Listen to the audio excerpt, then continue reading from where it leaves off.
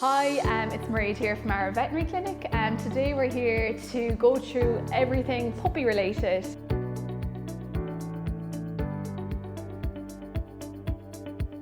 We have our little star here today who is called Kilo. He is 8 weeks old now, and he's just recently moved into his new family, and I just want to thank them for sharing him with me today because he's been a great boy.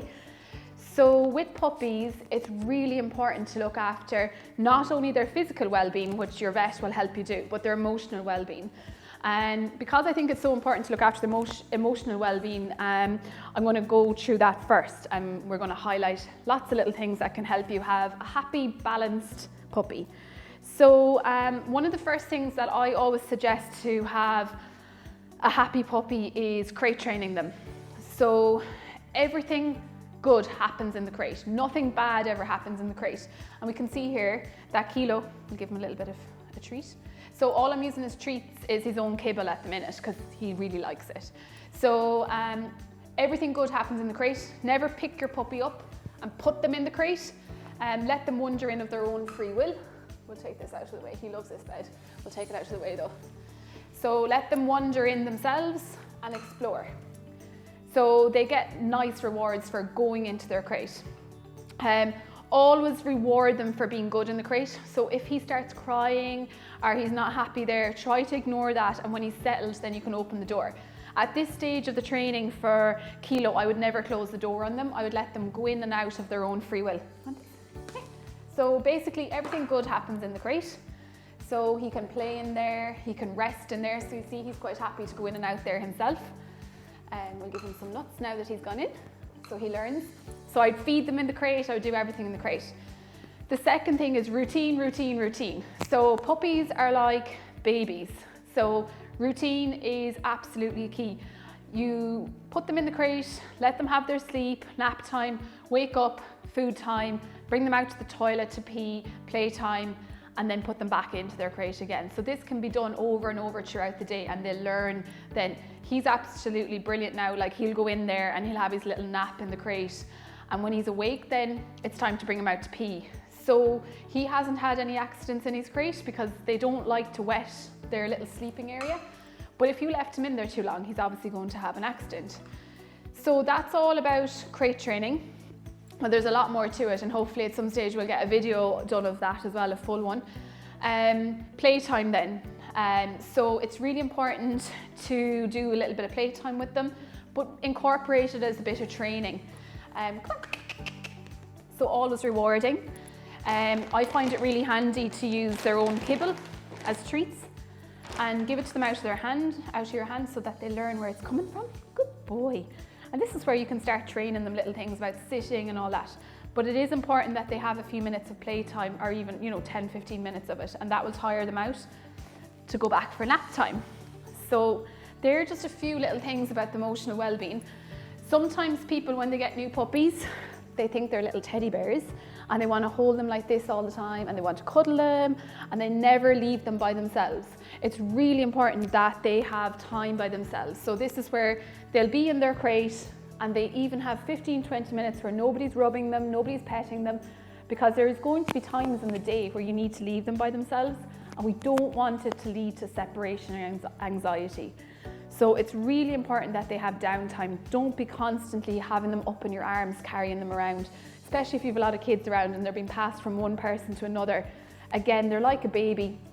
If they learn that they can go to sleep up in your arms and that they're always going to be carried around, they're never going to be happy to spend time by themselves. So just to summarize, crate training will lead to good toilet training, routine, routine, routine, and give them some alone time. There will be my 3 key points for the emotional well-being of your puppy. Now we'll move on to the physical well-being. So I'm just going to pop them up here because we're going to get them used to, if you have like a mat or something, it's good to get them used to go to mat, so that they learn. Come here. He smells little treats. So when he's up here now, treat. Here, don't worry.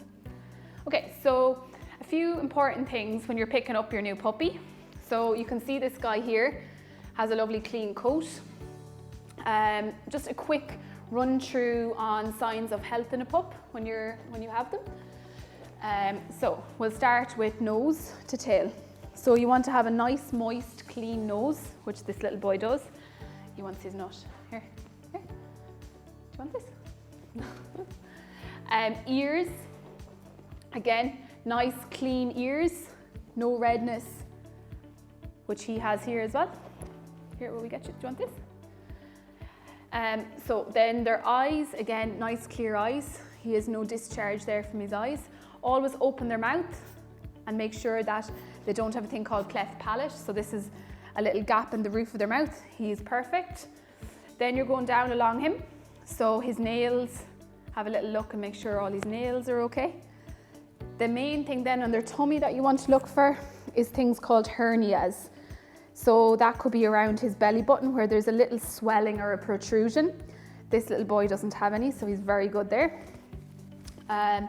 Testicles then in a male dog, in a male puppy, you want to check if they're coming down. So he's a little bit young yet for that, so they are just starting to appear there now. Have a quick look at their bum, make sure it's nice and clean, which he is. So in general, this puppy is really, really healthy. He has a few little scabs on him, but that's from a few little bites like fleas and mites, so he has been treated for that. So that's just a general look at a healthy puppy. We have a booklet that we go through then, the puppy manual, so this is all about their physical well-being. So vaccinations, we get lots of questions about vaccinations and when and how many vaccines they need to get.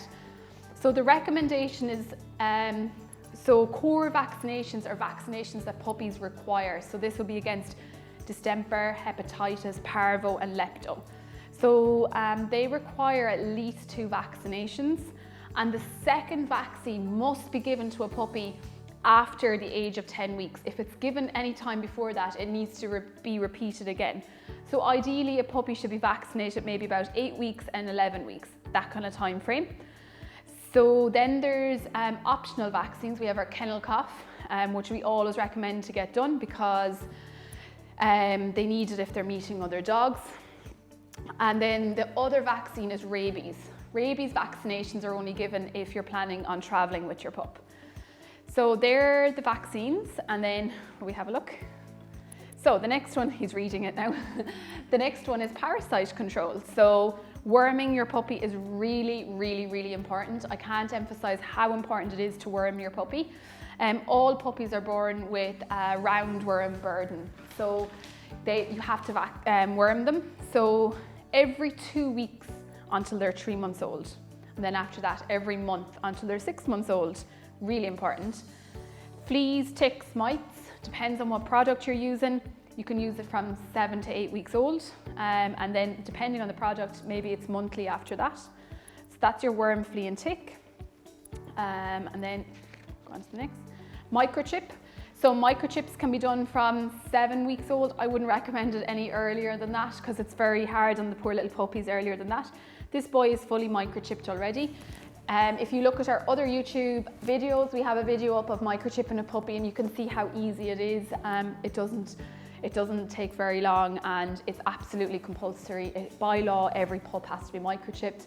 And please don't buy puppies that aren't microchipped already, it's illegal. So that's our microchipping. Next one is our diet. So we always recommend getting your dog onto a good diet straight away. And again, routine is key. Feeding your puppy up to 4 times a day at the start. This little guy should be fed 4 times a day. Everyone has personal preferences with feeding.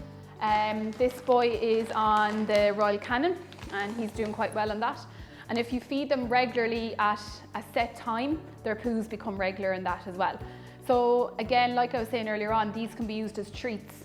So use their daily allowance of kibble as treats. You can see he hoovers them up straight away. And it's a fantastic way. Diet is everything, so healthy dog, you know, our healthy diet, healthy dog basically. It's key to keeping them good. The next thing I'm going to talk about is neutering. So this is something that we always talk about at the first consult, just to introduce the idea of what will be happening with neutering.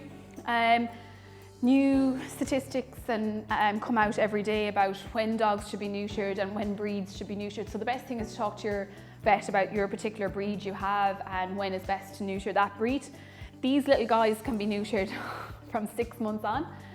So they can be, this little fella is 2 months now, so he can be neutered in 4 months' time. It's a really, really quick procedure. When you do it as puppies, they recover super fast. I suppose the benefits of it are there's a health benefit of reduced chance of getting cancers, and then we have the behavioural element of it of, you know, that they're not showing the male behaviours of maybe dominance, trying to mate, doing things like that that you don't really need. It's extra stress on the dog as well. We always recommend neutering.